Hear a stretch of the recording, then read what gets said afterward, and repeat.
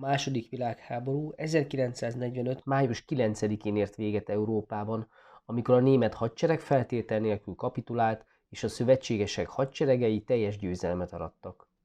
A világháborúban még egymás oldalán harcoló két szuperhatalom, a kapitalista Egyesült Államok és a kommunista Szovjetunió azonban teljesen más módon képzelte el a Németország romjain újjáépülő világot.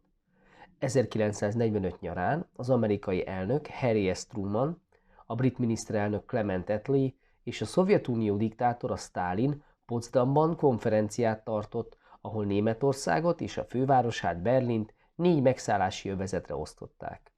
A konferencián megállapodtak még a háborús bűnösök felelősségre vonásáról, az ország hadiiparának felszámolásáról, valamint határozatot hoztak a Lengyelországban, Csehszlovákiában és Magyarországon maradt németek kitelepítéséről is. Ugyanakkor éles vita bontakozott ki közöttük a háborús jóvátétel és az európai gazdaság újjáépítésével kapcsolatban. Az európai stabilitás kulcsfontosságú ügyét, a német gazdaság mielőbbi helyreállítását és beindítását csak az amerikaiak és a nyugati országok siettették. Sztálinnak több oka is volt, hogy ezt ne támogassa. Egyrészt a Szovjetunió háború utáni gazdasági nehézségei miatt nem volt abban a helyzetben, hogy a helyreállításban részt tudjon venni, másrészt az elhúzódó válság a szélsőséges kommunista ideológia elfogadtatását is elősegítette a helyi, nélkülöző lakosság körében. Az amerikaiak ezért sokáig és kilátástalanul tárgyaltak a szovjetekkel a német jóvátétellel és a gazdaság helyreállításával kapcsolatban, ami idővel a viszony megromlásához és az össznémettel szemben a részmegoldások előtérbe helyezéséhez vezetett. A brit, francia, amerikai diplomácia felismerve a szovjetekkel szembeni közös érdekeket, a hatékonyabb irányítás és az egységesebb működtetés miatt 1947-ben a saját megszállási övezeteiket egyesítette. Egy évvel később, 1948-ban az első berlini válságot is Sztálin elutasító magatartása okozta. Az amerikaiak a háború utáni hiperinfláció kezelésére azt javasolták, hogy a teljesen elértéktelenedett birodalmi márka helyett a 4 megszállási zóna egy új közös valutát vezessen be. Miután a szovjetek ezúttal is késleltették és akadályozták a szükséges intézkedés bevezetését, a nyugati megszállási övezetekben ezt külön tették meg. Sztálin ezért radikális lépésre szánta el magát. A nyugati ellenőrzés alatt álló Nyugat-Berlinbe vezető összes vízi és szárazföldi útvonalat lezáratta, vagyis blokkád alá helyezte a német fővárost.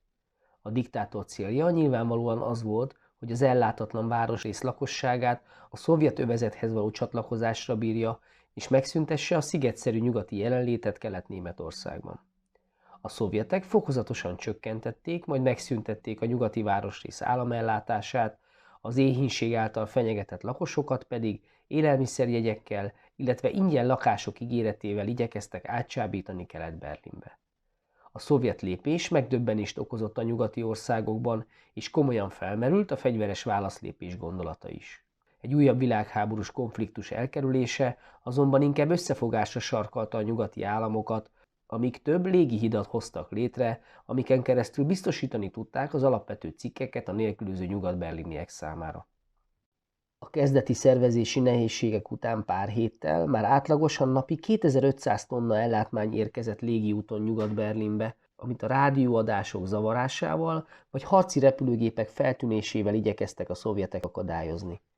Végül Sztálin nem érte el a célját, sőt a blokkád népszerűtlenné tette a kommunista szuperhatalmat, ezért 11 hónap után a diktátor hajlandó volt kompromisszumot kötni a német főváros ügyében. 1949. májusában visszaállították a korábbi helyzetet, és ismét biztosították a szárazföldi és vízi útvonalakat Berlin felé. A korábbi helyzet visszaállítása világossá tette, hogy Németország egységes irányítása eleve kudarcra volt ítélve, és megalapozta Németország jövőbeni tartós kettészakítottságát. Még ugyanebben az évben a megszállási zónákból 2 külön állam alakult, a Demokratikus Német Szövetségi Köztársaság és a kommunista vezetésű Német Demokratikus Köztársaság. A hidegháború évtizedeiben a feszültség és az enyhülés bizonyos fokú hullámzása volt megfigyelhető. Enyhülést jelentett Sztálin 1953-ban bekövetkezett halála, ami felvetette az utódlás kérdését is. A belpolitikai küzdelemből végül Nyikita Szergejevics Hruscsov került ki győztesen, aki a kommunizmus hatalomgyakorlási módszereinek reformján túl a nemzetközi feszültség csökkentését is fontosnak tartotta. Az alapvető szembenállás azonban megmaradt, és egy előnnyel kecsegtető nemzetközi helyzet vagy az erőviszonyok pillanatnyi elmozdulása azonnal újabb konfliktus számára teremtett lehetőséget. 1961-ben a szovjet rakétaprogram sikerei, az amerikai-kubai viszály és a szovjetek által tapasztalatlannak tartott új amerikai elnök, John F. Kennedy személye olyan körülmények voltak, amit Hruscsov, a Szovjetunió első titkára nem akart kihasználatlanul hagyni. Berlin ugyanis súlyos gondot okozott az NDK és a Szovjetunió számára azzal, hogy a megosztott ellenőrzése alatt álló német fővároson keresztül a szocialista országok lakói közvetlen kapcsolatba kerülhettek a fejlődő nyugati világgal, sőt, azon keresztül 1949 és 61 között több mint 2,5 millióan szöktek át nyugatra, ami munkaerőhiányt okozott. Ennek a helyzetnek a megoldására szervezték meg Bécsben a szovjet-amerikai csúcstalálkozót, ahol azonban a fiatal amerikai elnök John F. Kennedy határozottan elutasította azt a szovjet kérést, hogy Berlinből vonuljanak vissza a nyugati csapatok. Ezért Hruscsov Sztálinhoz hasonlóan egyoldalú radikális lépésre szánta el magát, és 1961. augusztus 13-án hajnalban az NDK hadseregével lezárattak a kelet- és nyugat-Berlint összekapcsoló átkelőpontokat. Az összekötő utcák burkolatát feltörték, a zónahatáron áthaladó metró és vasútszakaszokat lezárták, és egy nap alatt drótkerítést húztak Nyugat-Berlin köré. Szinte azonnal megkezdődött egy 3,5 méter magas és 1 méter széles betonfal építése is, amelyet a drótakadály helyére húztak fel. Az amerikai vezetés ugyan éles hangon bírálta a szovjetek tettét, de a kész tényeken már nem tudott és lehetősége sem volt változtatni. A berlini falat ezután folyamatosan bővítették, ami így évek alatt egy 160 km hosszan kígyózó, áthatolhatatlan erődrendszerré vált. A berlini fal 28 évig állt, és a hidegháborús világ kettéosztottságának, valamint a kommunista diktatúra embertelenségének szimbóluma lett.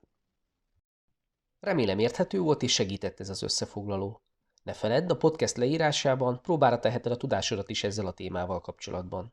A linkre kattintva megjelenő űrlapon az összes eddigi, ehhez a témához tartozó, egyszerű választ igénylő érettségi feladatot meg tudod oldani, és a végén a jó megoldásokat is megnézheted. Ha tetszett a podcast, akkor iratkozz fel a csatornára, ha támogatásoddal segítenéd a munkámat, akkor a leírásban megtalálod hozzá részleteket. Jó munkát, sok sikert!